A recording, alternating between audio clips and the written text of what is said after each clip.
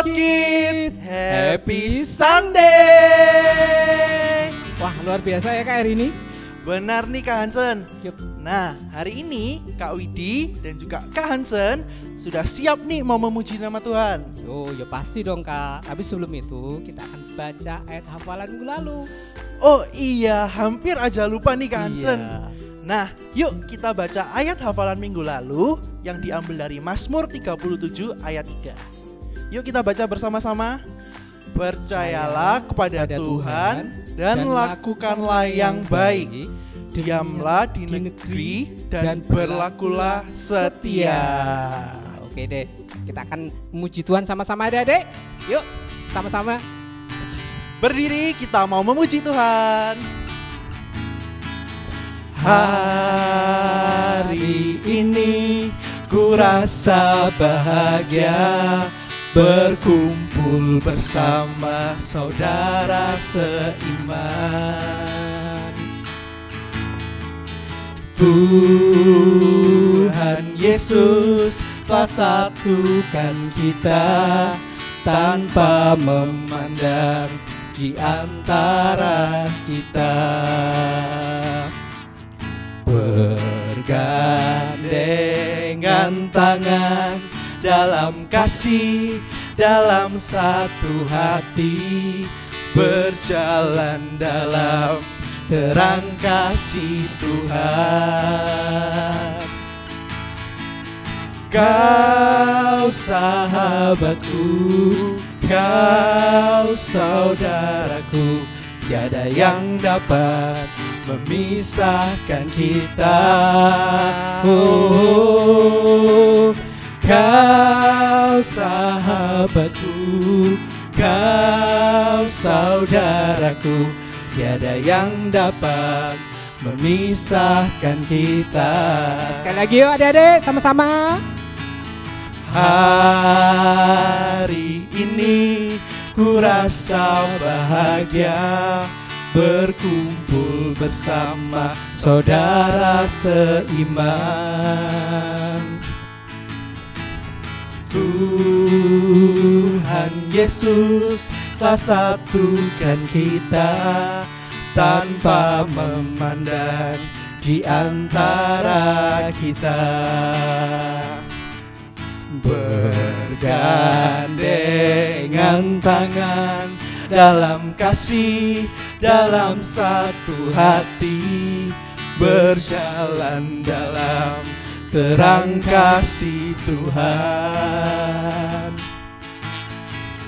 Kau sahabatku, kau saudaraku, tiada yang dapat memisahkan kita. Oh, kau sahabatku, kau saudaraku, tiada yang dapat memisahkan kita. I love you Jesus, deep down in my heart. I love you Jesus, deep down in my heart. Think about deep, deep down, down, deep down in my heart. Talk about deep, deep down, down, deep down in my heart. Sekali lagi. I love you Jesus, deep down in my heart. I love you Jesus, deep down in my heart. Think about deep, deep down, down, deep down in my heart. Talk about deep, deep down, down, deep down in my heart. Yeay! Luar biasa ya Kak ya. Benar sekali Kak Hansen. Nah, sebentar lagi kita mau mendengarkan firman Tuhan. Tapi sebelum itu, yuk kita nyanyikan satu pujian lagi. Yuk.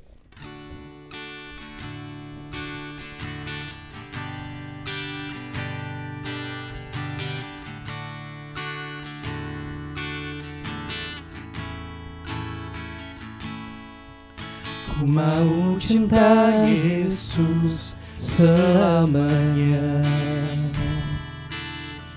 Ku mau cinta Yesus selamanya. Meskipun badai silih berganti dalam hidupku, ku tetap cinta Yesus selamanya.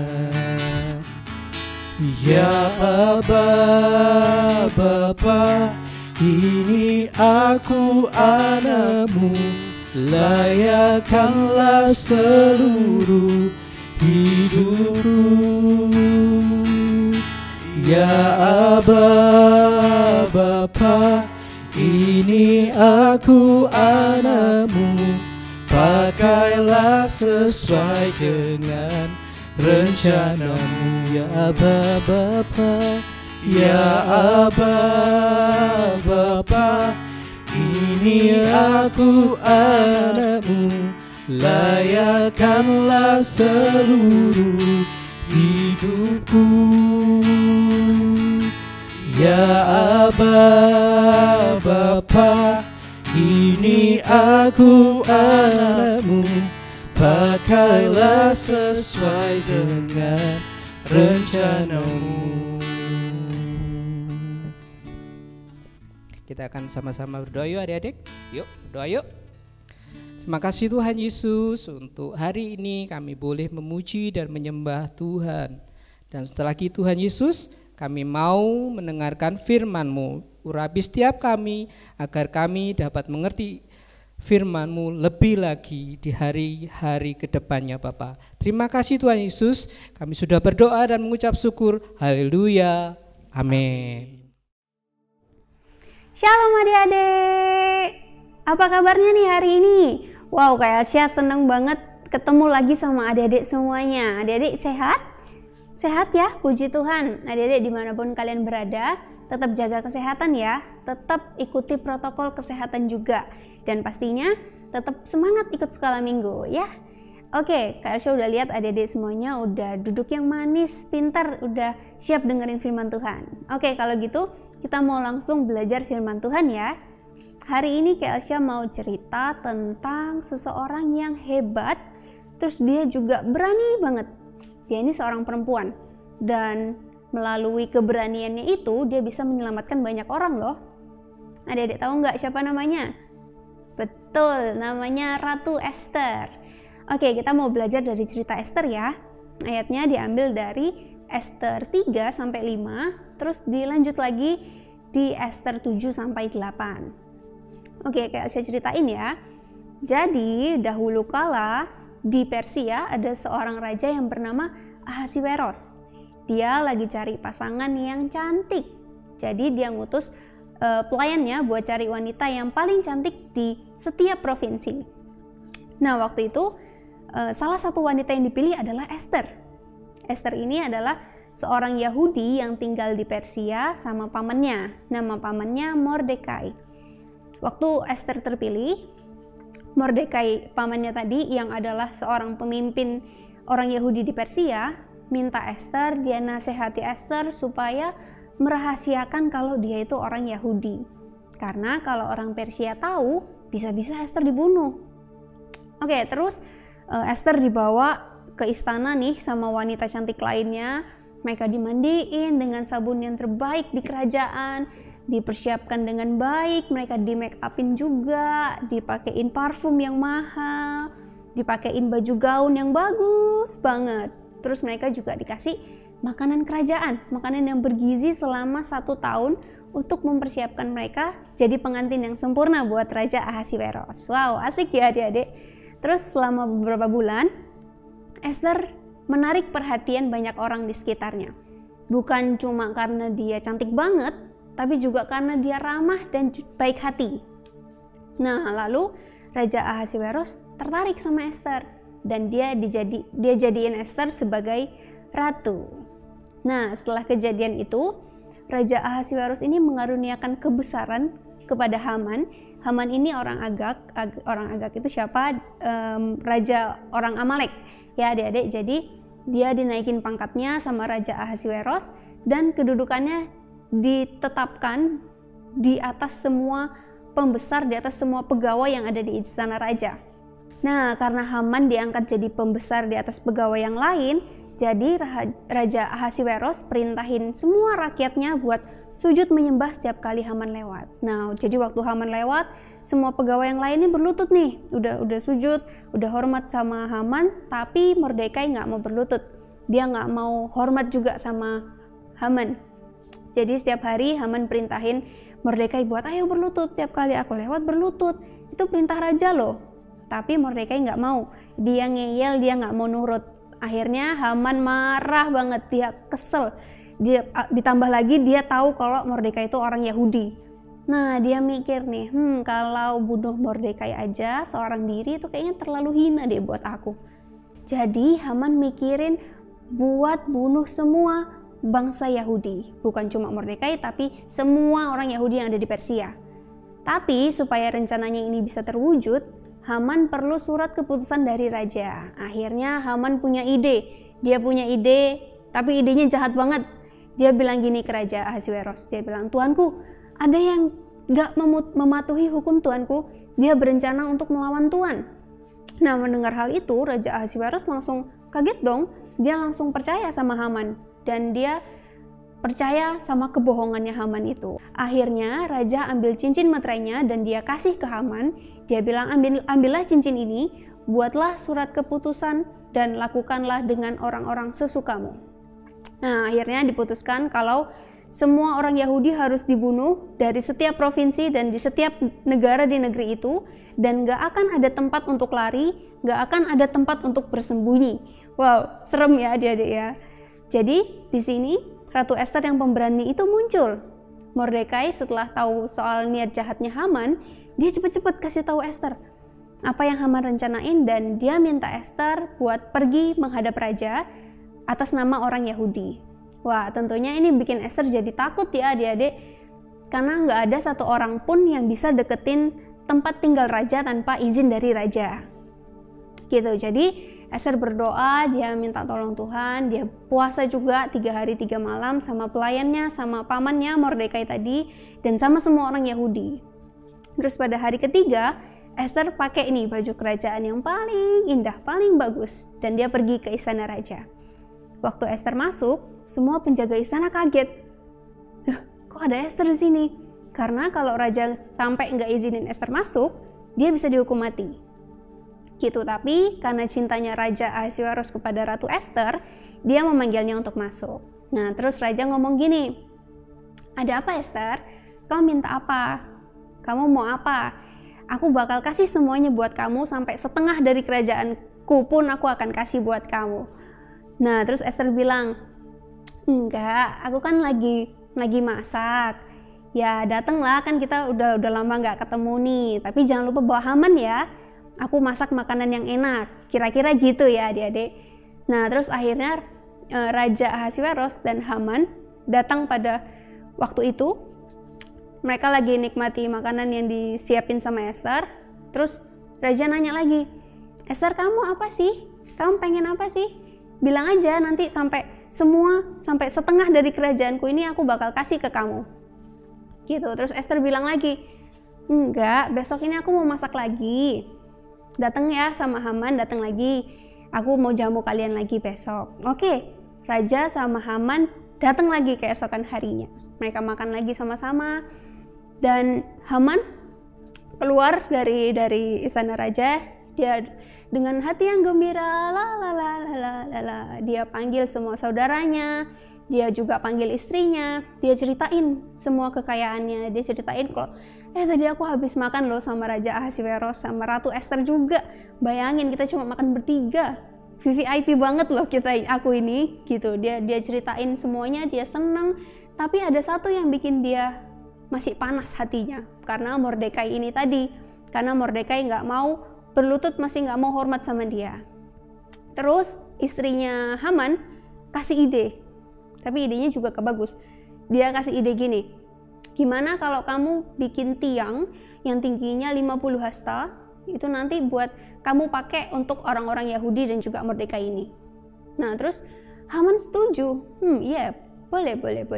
Akhirnya Haman dirikan deh tiang yang tingginya 50 hasta itu tadi. Nah terus yang waktu mereka lagi di rumahnya Esther, Raja Ahasiweros ini nanya lagi, Esther kamu mau apa? Kamu minta apa? Ngomong aja, nanti setengah dari kerajaanku pun akan aku kasih buat kamu. Nah terus Esther akhirnya ngomong apa tujuan dia mau ketemu raja.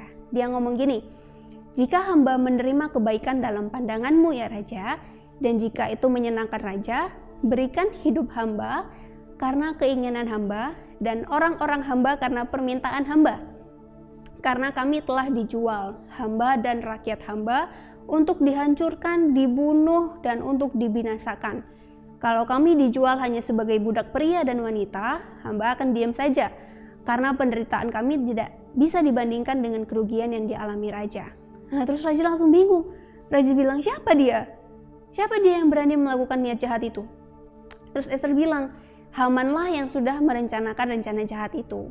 Wah, raja marah banget sama Haman dan dia perintahin supaya dia digantung di tiang gantungan yang sudah dia siapkan tadi buat Mordekai dan orang Yahudi.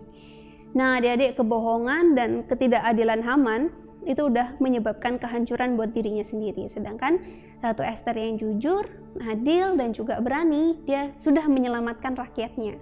Bahkan Mordekai jadi banyak disukai sama orang, dan dia jadi orang kedua setelah Raja Ahasiweros loh. Kayak saya bacain ayatnya ya, ada di Esther 10 ayat 3. Kayak saya bacain.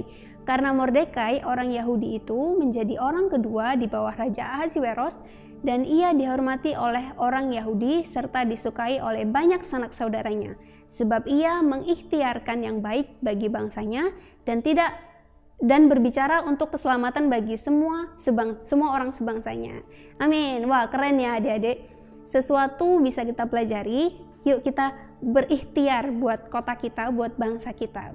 Wow. Waduh Kak, berikhtiar itu apa Kak Elsia? Berikhtiar itu kok dari KBBI artinya berupaya atau berusaha keras. Wah, kita belajar kosakata baru ya hari ini adik-adik. Agak berat dikit nggak apa-apa, satu aja kita belajar. Berikhtiar, berusaha, berupaya, mengupayakan. Jadi kita jangan jadi anak-anak Tuhan yang menjatuhkan kota kita sendiri, yang menjatuhkan bangsa kita sendiri. Tapi ayo kita ikhtiarkan sesuatu yang baik buat kota kita, buat bangsa kita.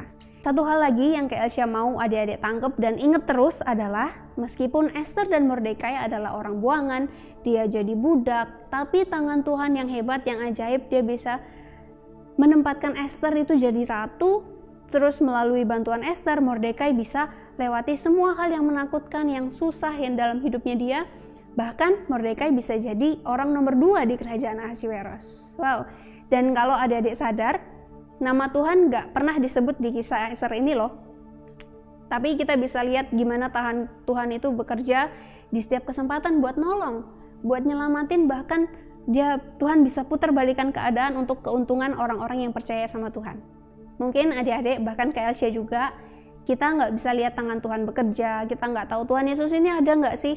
Tapi hari ini Kak Elsia mau ajak kita semuanya buat percaya, buat berserah sama Tuhan, karena Tuhan Yesus itu ada loh, dia deket banget sama kita, dia ada dalam hati kita, dan dia bisa datangkan kebaikan buat kita anak-anak Tuhan yang percaya sama dia. Amin. Adik-adik mau ya percaya sama Tuhan ya, andalkan Tuhan terus, oke? Kalau mau belajar, kalau lagi ujian, mau kerjain PR juga jangan lupa berdoa dulu, minta hikmat sama Tuhan dan percaya kalau Tuhan sudah kasih hikmat buat adik-adik. Hasilnya nanti gimana? Biar itu jadi surprise dari Tuhan buat kita semuanya. Yeay. Amin buat firman Tuhan. Oke, Kak Elsia mau kasih ayat hafalan ya. Ayat hafalannya ada di Yeremia 29 ayat yang ke-7. Oke, Kak Elsia taruh di sini. Kita baca sama-sama ya. Yeremia 29 ayat 7. Usahakanlah kesejahteraan kota kemana kamu aku buang, dan berdoalah untuk kota itu kepada Tuhan, sebab kesejahteraannya adalah kesejahteraanmu. Amin. Oke adik-adik, kita udah selesai dengerin firman Tuhan. Adik-adik jangan kemana-mana dulu, setelah ini kita mau ada aktivitas, tapi kita mau tutup firman Tuhan dulu dalam doa. Oke, lipat tangannya, tutup mata, kita berdoa. Tuhan Yesus, makasih buat waktu ini, makasih buat kesempatan yang Tuhan kasih. kami boleh ikut ibadah sekolah minggu, kami boleh dengar firman Tuhan yang ingetin kami lagi untuk percaya sama Tuhan, untuk bisa berani, bisa andalkan Tuhan juga di setiap apa yang kami lakukan. Tuhan biar melalui hidup kami, anak-anak Tuhan, kami boleh jadi berkat buat banyak orang dimanapun kami tinggal, di kota manapun. Tuhan yang tetap pimpin kami, Tuhan beri kami hikmat, biar juga melalui hidup kami boleh jadi contoh buat teman-teman kami. Makasih Tuhan Yesus, kami sudah dengerin firman, kami sudah ibadah sekolah minggu, kegiatan kami selanjutnya kami mau serahkan ke dalam tangan Tuhan. Tuhan yang tutup bungkus kami dalam perlindungan Tuhan. Dalam namamu kami sudah berdoa dan mengucap syukur, haleluya, amin. Oke adik-adik, sekarang kita mau aktivitas ya. Hari ini Kak Elsya mau ajak adik-adik semuanya, kita semua buat bikin namanya jam asik. Kenapa asik? Nanti Kak Elsya jelasin kenapa asik, tapi kita mau bikin dulu ya. Kak Elsya mau kasih tahu adik-adik bahan-bahan yang diperlukan dulu. Yang pertama ada piring plastik. Piring plastik, kalau adik-adik nggak punya bisa pakai karton dibentuk bundar gitu kayak jam, atau boleh pakai kertas cover. Terus yang kedua kita perlu kertas cover. Adik-adik terserah mau warna apa, kayak saya punya warna biru sama merah. Terus kita perlu double tape, perlu spidol yang permanen, terus gunting, dan juga paku payung. Nih, wah adik-adik pakainya hati-hati ya. Nanti kalau mau pakein ini bisa minta tolong papa atau mama atau kakak yang ada di rumah. Oke, sekarang yang pertama kita ambil piring plastiknya. Oke, ambil satu aja sama spidol. Biasanya kalau di jam itu ada apanya sih adik-adik? Betul, ada angkanya, ada 1, 2, 3, 4 sampai 12. Oke, kita nggak mau bikin itu, kita nggak mau tulis itu, tapi Kak Elsya mau ajak adik-adik semuanya. Yang pertama di arah jam 12, di atas ini kita tulis tulisan Yesus. Oke, yuk kita sama-sama tulis Yesus. Yesus. Oke, Kak Elsya udah. Adik-adik udah. Terus di jam 1, adik-adik tulis biasanya adik-adik tuh ngapain sih kalau di rumah, kegiatan apa yang adik-adik lakukan.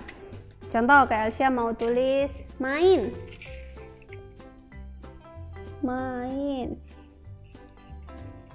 Terus lagi di arah jam 3 Kak Elsya mau tulis belajar.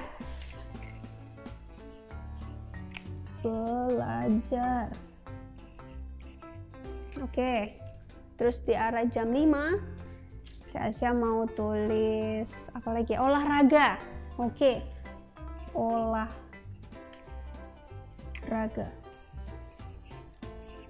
Oke, terus di jam 6 di bawah Kak Elsya mau tulis makan.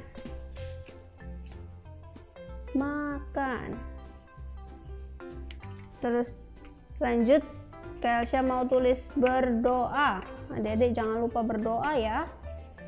Oke, terus apa lagi ya? Sekolah.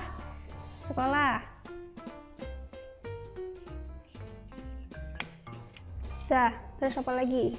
Tidur. Oke, tidur. Oke, adik-adik udah? Kak Elsya sudah. Jadinya kayak gini. Oke, gini. Terus di jam itu juga ada apanya selain ada angka?